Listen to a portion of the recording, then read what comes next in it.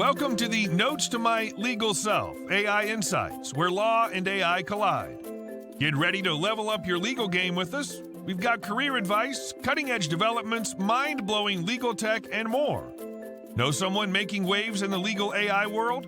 Nominate them, or even nominate yourself. We love courageous souls. And don't forget, we want to hear from you too. Ask questions, drop comments. Let's build a community of legal superheroes. But here's the deal. We're all about to have a blast. AI may be serious, but we're here to make it fun. So buckle up, get ready to power up, and let's embark on this exciting journey together. Now, let's introduce your fearless host, Olga Mack. Get ready to dive into the awesomeness of Notes to My Legal Self, AI Insights. Let's go. Hello, everyone. We are going to be talking about AI agents today.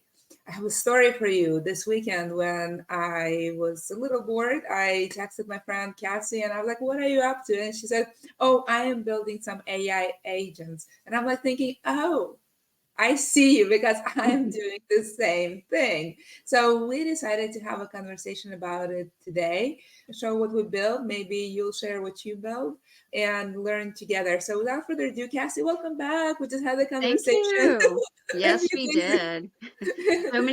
So many things. The news cycle is so fast with AI. There are so many opportunities for us to jump on here and talk about them. And I can't get enough of you. So I think we can make it a regular. But for those folks who may not know you, introduce yourself. Where are you? And what do you do today?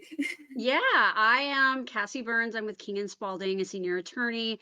I've been practicing in the Discovery practice group. So that means I work with data and AI quite a lot and have for over 10 years. I'm based in Texas, in Fort Worth to be exact, and love chatting with other like-minded people on LinkedIn. And that's really how Olga and I met. So here we are. We gravitated. That's what we did. And before you got to where you are today, how did you get there? It was a journey, that's for sure, a non-traditional journey. I started right out of law school working in-house for a franchise company in the 2006, 2008 era, ended up being the last employee and just found my way into doc review, one of hundreds of people doing doc review, and had a natural affinity for it, that logic, dealing with data in a very logic-based way. And I knew we needed to follow the tech because I was seeing the integration of it slowly and how it was impacting review teams, review sizes, things like that. And I was like, I want to go where the tech is because that's job security. And I understood it. And that's what I did. I've worked on vendor side, as legal services provider side with proprietary software, and made it back to law firms. It's been a wild and crazy ride, but we're having a little bit, as I said before, we're having a little bit, I think, of a Cinderella glow up because eDiscovery professionals, given our experience project managing and dealing with data and dealing with machine learning, we're well primed, I think, to be a great resource in more broad discussions of AI. So, and I know that's something you and I talk about quite a bit. I love that. Now, I definitely think that if I were to build a legal department today, whether it is at a law firm or in-house, I would tap into eDiscovery privacy and security resources because those are the folks who understand data very well. And when it comes to AI or frankly, any disruptive tool, data is basically the input and output and something we do in the middle with it. So those are the professionals and talent that actually have had at least some experience and have a mature understanding of data, which I think is a table stakes skill. So without further ado, last week we had an announcement about AI agent that was all over the news.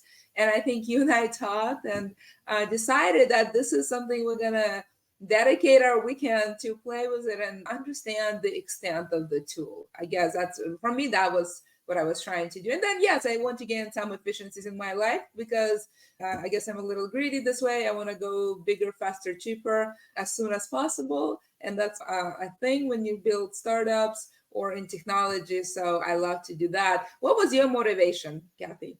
My motivation was just to test it out. So I built a couple of GPTs that were mashups of things I really love in my personal life because I just really wanted to see what that process of creating it and testing it was like. So I wanted it to be for my own entertainment as far as a training mechanism. It's not going to win. I'm not going to save a lot of time doing anything, but they're things that I got a lot of entertainment out of as I was doing it. And if you can't have fun doing this kind of stuff, you shouldn't I be mean, doing it. it takes a lot to keep this girl entertained. There's obviously that is definitely that. So before we talk about what you and I were building and what we learned from it, um, what is AI agent? How do you understand what is it?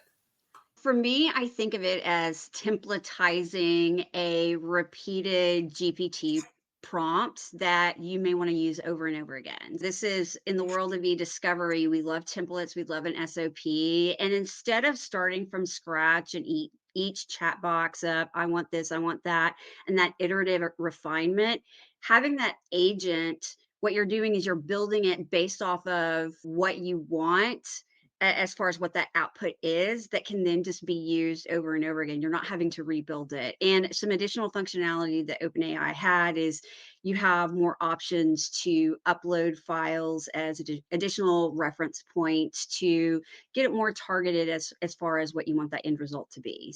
It's great, I think, for people working with a larger group, maybe one person with a style guide in mind. This is in essence like a style guide that's built in. So that's my quick takeaway of how I would describe it. Yeah, I do think it's interesting that you use that definition. I do think that it's a kind of exactly that. It's a sort of a way to automate various tasks, including data and documents, and templatize things and train it to provide certain output in a certain voice or in a certain format, or basically thing that you do repeatedly that you would like repeatedly and consistently, not to train it every time. Of course, keeping in mind that this is a public tool, you should not be putting confidential information in it. It is not a legal tool designed for lawyers trained on the legal data. It definitely does have a limited appeal to it. Because of that, I honestly think of it the way I think of Google.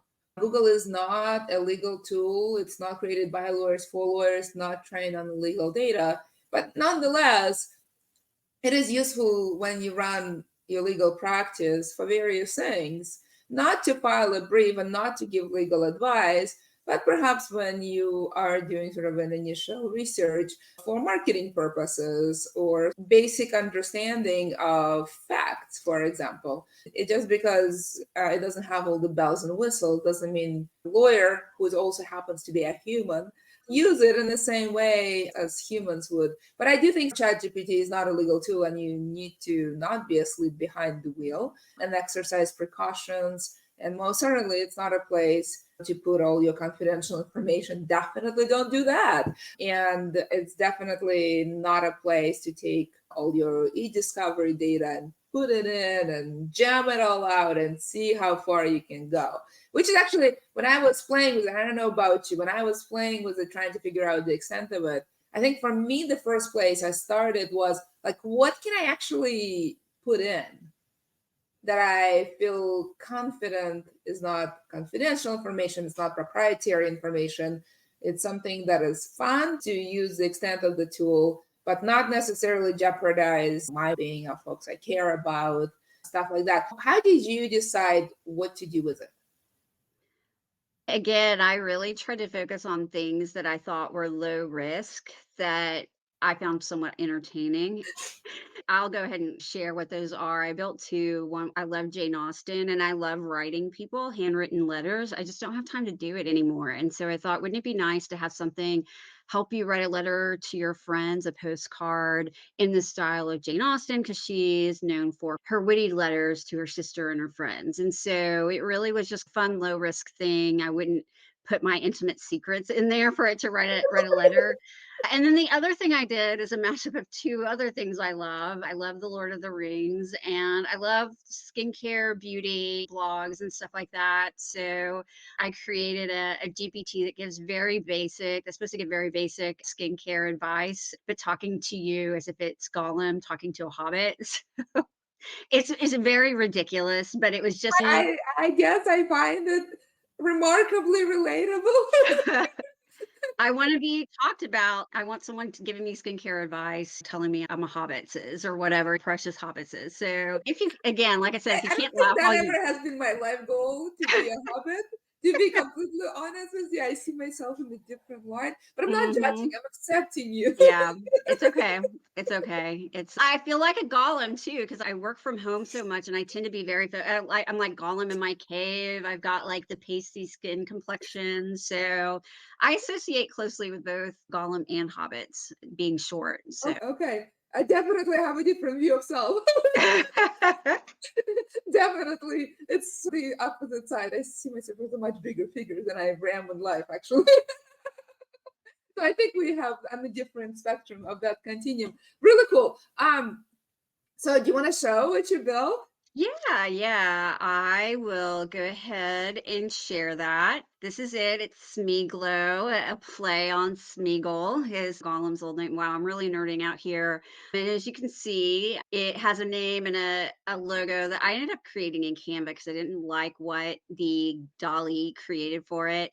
And then what I can do, just very simple, Gollum, my skin is very dry right now because of the Because I have colder. too much discovery tasks. What do you have any advice? Any recommendations? And it says, "Ah, poor hobbitses with their dry skins in the cold weather." Yes, we I knows it just well. like how sensitive and empathetic ChatGPT sometimes get. It's Mhm. so human that it does that. Yeah, yeah. So it tells you, gives you a few products like try good moisturizer with this ingredient. Don't forget to drink water.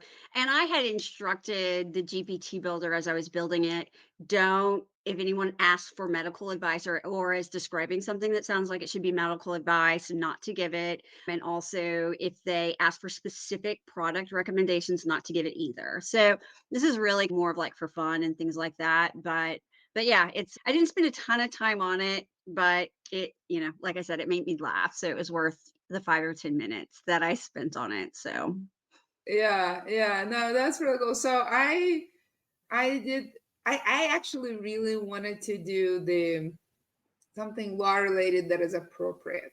Took me a little while because I think a lot of things are not appropriate for ChatGPT. And I talk quite a lot about that. You need to inventory your practice first. Every legal practice, whether it's in house law for a private practice or something else, has lots of components. And so I encourage folks to think of it as continuum of risk or some sort of quadrant of risks like frequency and risk. And as a general matter, somewhere there will be legal advice and filing totally not appropriate for ChatGPT because stopped being updated in 2021. It's known to hallucinate. It's not trained on the proper data. Doesn't have confidentiality, privacy bells and whistles in place. And then there's on the other end, like things that are publicly available, like writing a website, a marketing copy, and stuff like that. And then that was one of the things I was thinking. The other thing I was thinking about, what is it really good at? And it tries to be good at a lot of things, but it's very high on the Kruger curve, meaning it has like high confidence, low competence. It comes across like it knows what it's talking about. It doesn't always know what it's talking about. Like a lot of people I meet sometimes in the startup world. Um, they read half a book and they feel like they own the world, and it suffers from that problem. But it has some virtues. Some of the things that it's really good is one, what I call translation function. You take normal English, you ask it to write it in corporate English, you ask it to write in pirate English, and in Gollum. Gollum English, in Shakespearean English, in legalese. It's like really good at that translation function. It's really good at summary, and it's really good at giving you a first draft. And I think those are like top three virtues of this tool, and various derivatives of that tool, whether they're proprietary or public. And so I personally really like that translation function. I use it a lot, especially I basically want to say no to somebody, but I want to say it much more palatably and diplomatically. I will use that tool to write a more palatable heck no. Right, That's right. I find myself using that a lot. And so yeah, so this is what I decided to build what I call a legal translator. It basically takes like a law and it would write it in eighth grade English, which is a standard usually used in the consumer facing companies, for example, a dating company.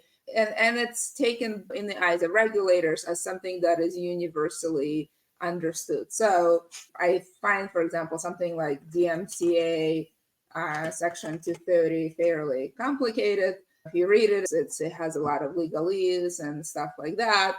And here I basically kind of programmed that. I didn't spend a whole lot of time training it, but I did train it a little.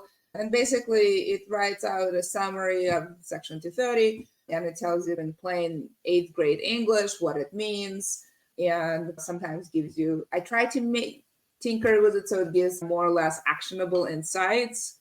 Sometimes it does it with more regularity than others. Not today. It's a little moody today, but that's what I was trying to do with mine. I really was trying to find a legal application that is appropriate, that takes advantage of a skill. I mean, kind of the way I manage folks on my team.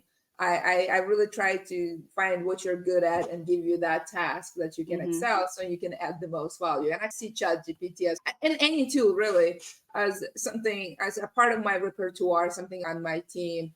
And I don't want to give it an appropriate task and then be disappointed that it failed, of course. I want to give it something that it can actually has a shot at succeeding. So that's how that's the deep thought that went through my mind. Let's talk about the process of doing it. What did you think of the process? It was so easy. It was so easy. I thought you're really just typing into it and saying, "Hey, GPT, this is what I want to build." And it really is incredibly user friendly. I built another one 2 nights ago, and I'm going to build another one this weekend. And I think I'm going to do screen recordings of just that interplay of what it's like building it. Cause I think people are visual learners and not everyone's played with it. So I think just having that visual, that interplay of how it's built, I think. And I gave it feedback. I've uploaded examples of I want you to write in this style and I want this is the format of the output. And again, it's that natural language processing, that talking, it's very intuitive, I think. If people aren't engaging with it because they think it's going to be too difficult, definitely play around with it because it is I thought it was gonna take me more time, in 5 minutes, 10 minutes max, it's so easy. It was remarkable. I agree with you. It was, first of all, it is designed just like ChatGPT in chat format, and it's very clean Mhm. layout. There's no distractions. It's, hey, here it divides in half screen. Here's your product that you're building, and here's your sort of workbench. So that was very self-explanatory. It has a series of prompts like, what do you want? And then it guides you through designing a logo Right. for it. But I didn't like is that it like for a logo, like a little too literal. Like I said, Yeah. something was laws and it gave me like a scale in muted colors, like very conservative. I'm like, no. Right. I mean, The like we're gonna go with colors, we're gonna go Right. bold. The same thing happened with me on the Austin Scribe, the GPT I built. It was initially like a sepia toned quill pen, and I said, "No, let's get Jane Austen, an image of Jane Austen in cyberpunk colors wearing headphones." And then it gave me the image I wanted. And Yeah, then so like I was got yeah, so it's really interesting. It does have bias. Mhm. It's when you ask it, its knee-jerk reaction is to preserve status quo. And I think because it's trained on the historical data.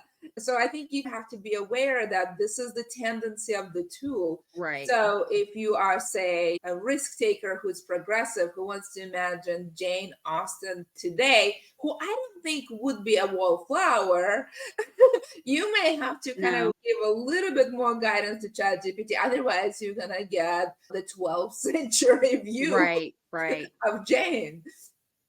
Yeah, I agree, and I think even there's so much cliche around a lot of imagery associated with certain trends. We see it with AI, and we've seen it with any imagery tied to AI or technology from the past 10 years. It's been like these pale blue colors and someone's touching a screen that's not there and there's like a blue light around it. And those images are so redundant. That's what these tools are training off. So they're just going to reciprocate. They're going to recreate those redundant images. And I think if you have a creative mind that wants to do something outside of the stereotypical image association, you definitely do have to redirect it. Yeah. Same thing is for words, right? Because the next thing it does, it asks you to write a description and name it. Again, this is what I call a conservative tool. And what I mean by conservative, it's actually what it's trained the way lawyers are trained on precedent. It's Right. gonna have precedent tendencies, which basically means conservative. So it's gonna give you words that it's seen before. It's gonna give you images that it's seen before. If you want to color outside of before, you're gonna have to train it. And I find it's interesting when I try to expand its mind. Sometimes it does really well. Also, I do something on the and I use the prompt of like, you do this on the intersection of this and that, and give me a few options, and do not hold yourself, go crazy, right? You don't have to be constrained by precedent. You're not a Supreme Court judge. Go, Right. Tiger, go. And sometimes it does really well. It actually sometimes blows my mind that I would not come up with something. And sometimes it just has what I now call a constipation moment. I nearly feel like there needs to be a weight that you can adjust that's like the randomness factor, because I think that's where the spark of interest and creativity, we like the same thing, we like it, and then we get bored with it and we want something new and different. You saw on Instagram where Instagram got so popular and then the imagery with Instagram got so redundant. And then TikTok became incredibly popular because the video content was like very raw and not curated. And I think we as humans, we like similar and similar until we're oversaturated with it. And then we want to veer off and do something different. And that's not something these tools are great at. They're predicting things based off of what they've seen in their training set. And like having that chaos factor added in, I think might be interesting. Maybe not, maybe that's too much out of control, but I love chaos because out of chaos you can make a new order. Right. If you don't like the world today, chaos will give you a chance to recreate a new Right. world. So logo, description, and then you give it instructions and refine, and then you have sort of an opportunity to train. How did you find that process? What did you think? I thought I definitely went back and redirected it. So with my Austin scribe, I gave it like, hey, I want you to write a letter to my friend. And I didn't give the name of my friend, about a brunch I had with my friend Callie, where we talked about our moms and we talked about planning a vacation, a girls' trip. And it wrote the letter as if it was going to Callie, where that was really the subject of it. So I had to redirect it a little bit. And sometimes it's just like refining it. So I felt like that was a fairly easy and important, process. And it largely took my instructions. Again, I didn't spend a ton of time on it. There's some this weekend I'm going to try and really push it a little bit further and not be so cursory with it. But I found the instructions, they did a pretty good job of working off of them.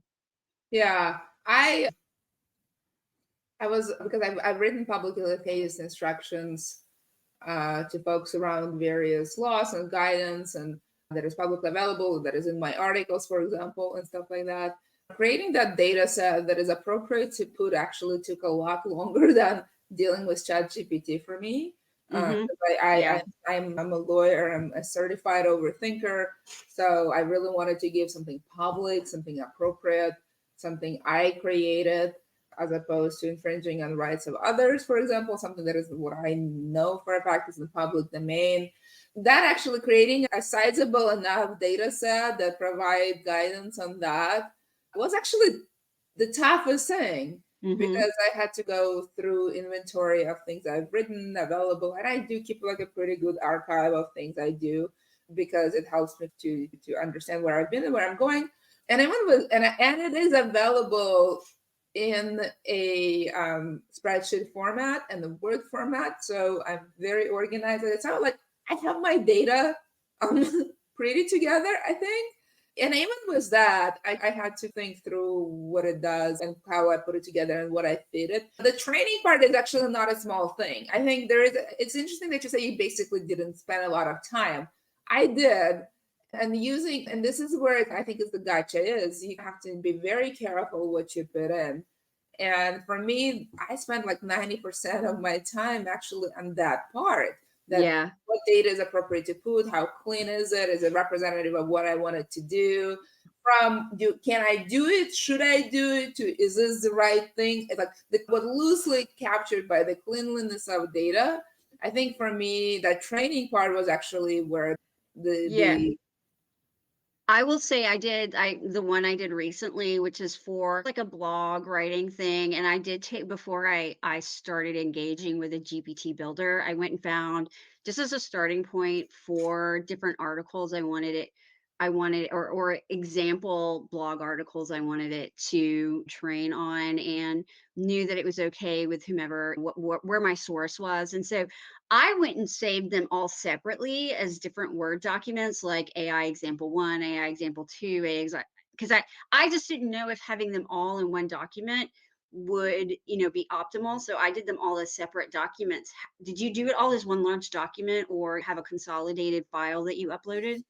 Yeah, so in my case, I do. So I remember I've been writing content now for a long time. I do not think of myself as creator, but I do create a lot of content, and I keep track of content from various reasons because sometimes I like to refer to what stories I've told and what things I covered. I graph things, I keep track of them, see what resonates. I keep a lot of data. And then I also like to see my own evolution of this, how far I've come, where I've been, where I'm trending, what kind of feedback I'm getting. So all of this stuff that no normal person would care about, but I deeply care about. So that means I have a spreadsheet and I have a quantitative and qualitative information about this. But that's still, so yes, I have it in the aggregated form. That's the short answer. The long answer, I had to pause and think is because Olga evolves. Olga's writing style, even a year ago, was different and definitely different 10 years Mhm. ago. And so I had to, even though I have it aggregated, do I want to feed it Olga as of 10 Right. years ago? I think that was a big question for me. And the answer is no. So then I went through cleaning. And then as I was cleaning it, then I became even more micro about it. I was like, oh, that post was not my best, and that article could have been better. Do I really want to repeat it? No. So like it became for me, even aggregated form became an exercise in overthinking. Mhm. And it was like I went down the rabbit hole of what I call data cleanliness. Mhm. Yeah, it's the whole garbage in, garbage out thing that we love to talk about with AI. It's only as good, the output is only as good as what it's basing its data that it's trained on. You've inspired me, and that's one thing I want to play around with this weekend is I have content myself, not as much as you, but I also have my podcast. I have the transcripts from those podcasts. So I'm really thinking of how can I streamline that process. My podcast is on pause right now just because work got too busy, but being a one man show, one woman show where I'm doing it all myself, how can I use these tools to be the one to draft the description for my RSS feed, be the one to maybe create a blog about my podcast? So that's something I definitely am going to play around with. And we'll, like you did, like I'll be spending quite a bit of time of priming my training data set library, and then thinking about the output and what I want that format will to be, and just playing around with it. So I anticipate what I'm doing this weekend. I'm going to spend more time with it, and I'm going to try and record it too, just because I think again, so many people are visual people. I just think seeing how that interplay is, I think there's potentially some value to it for some Yeah, people. I found that I went down the cleaning data route, but then I was like, that's stupid. I should just ask the chat GPT to more heavily weigh recent content, basically have a Interesting. recency bias. So then I asked it to be, and then it actually doesn't always see shades of gray. So anyway, it was really interesting. So I didn't like the idea of manually cleaning. This was not fun because it required me to read all my creation and reread them and then have many cringing moments. So then I asked it to do recency bias, but then I also realized that not everything that I've done recently, anyway, exercise and do not or do try it at home. You will learn a lot in the process about the tool and yourself. And then, as any artist, I'm an artist. When you learn a lot about the tool and yourself, then you have an opportunity to grow. So there you go. we're coming to the end. You and I are both in law, generally speaking. I'm not really practicing today. You are. We talked about the general applicability of this tool and appropriateness of this tool, and things we've done with it somewhere related to law or not. Do you feel that there is an application, there's something that lawyers can use it for? I think for biz dev, the potential for biz dev, if you're putting together a package or you ask a first year associate to help prepare, so maybe not first year, but someone else, but that your law firm has a cachet of established writing styles in marketing or pitches or something like that. I think being able to normalize the tone of maybe the first draft isn't by the GPT tool, maybe it's by the individual and then it gets redirected, so it could be like a tone cleansing palette. I think potentially RFP responses. I don't know. I don't know how well that would. My mind kind of veers towards things that are not privileged or confidential, and maybe also not billable from the beginning, just to test it out and play around with it. I You think it's can have fun in law. That's all there is to it. and I think even though all of the things, there are a lot of limitations right now to it for our practice that I think are very valid. But I think it's important for attorneys to understand how these tools work because we're likely going to have clients who are going to be using Well, these more tools. than that, the proprietary tools are based on this and Right. on many of this publicly available tool. And those publicly available tools are increasingly have premium versions that allow you to wall off things. We have a question from Charlie Carlos Hernandez about actually uses outside of law firm, for example, consumers and small businesses. And I think obviously I think this is a group that is much less constrained by privilege and the professions of law. I'll let you think about it, Kassi, so you can answer it. But for me, I take a question: what's appropriate? What can you put in? And to me, that's still non-confidential, non-private information. Whether or not you have duties, not put your social security in it, and that's an obvious thing.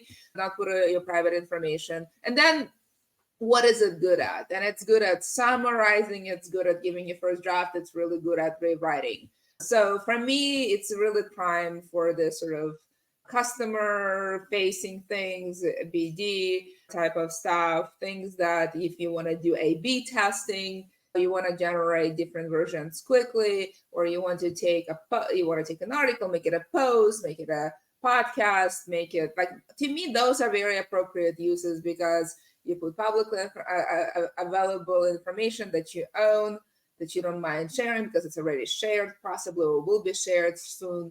It's definitely not proprietary. And you take advantage of the skill that ChatGPT brings to the table. It's good at certain things. It is definitely mediocre at other things. So that's how I approach. How would you approach it? I would approach it the same way. What are the repeatable things that are well suited for this tool as it currently exists? And I would have a subject matter expert build it out. And if it's going to be used by more than one person in a company, I would have an SOP around it, around the proper use of it. So if you're using it, these are the sources that you should use, all of that kind of stuff. Just to, as easy as these tools are, it's also, I think, good just to standardize the use and the understanding of it. And I think that will allow the tool to be properly used. Those would be my recommendations. But I'm a fan of SOPs, so maybe it's just my own bias. Okay. We had a long conversation about what I think is a growing big subject, though small things that we build. If folks got nothing else from this conversation, what would you want them to get out of this conversation? I would say that GPT is not going anywhere. It is going to probably become more pervasive and more available. So at least maybe become aware of it, the pros and cons of it, and it may be integrated in your life in the future and you don't even realize it. Yeah, no, I am with you. I think for me, a couple of things is that there's a public tool and there are going to be proprietary tools. There's increasingly proprietary tools. Many of them are built on this. So your learnings here will be useful no matter what happens because this interface and the way it's set up is actually very useful. And I do want you to take away the fact that it is trained on precedent. So it is inherently a conservative tool. And depending who you are, that may fully represent who you are. And if you are sort of risk preferring, challenging status quo type of person, let me guess a one, then you definitely need to be aware of who is on the other side of the chat and how interact with it more appropriately. With that in mind, thank you so much, everyone, for joining us, and we'll see you next time. And that brings us to the end of another thrilling episode on the Notes to My Legal Self AI Insights. We had a fantastic time exploring the fascinating intersection of law and AI with you. But hold on tight, because the adventure doesn't stop here. Stay connected with us on social media to continue the conversation, share your thoughts, and be part of our incredible community of legal enthusiasts. Together, we can inspire, learn, and make a real impact on the world of law and AI. If you enjoyed today's episode, we encourage you to share it with your friends, colleagues, and anyone else who could benefit from the exciting insights we discussed. Let's spread the knowledge and enthusiasm far and wide.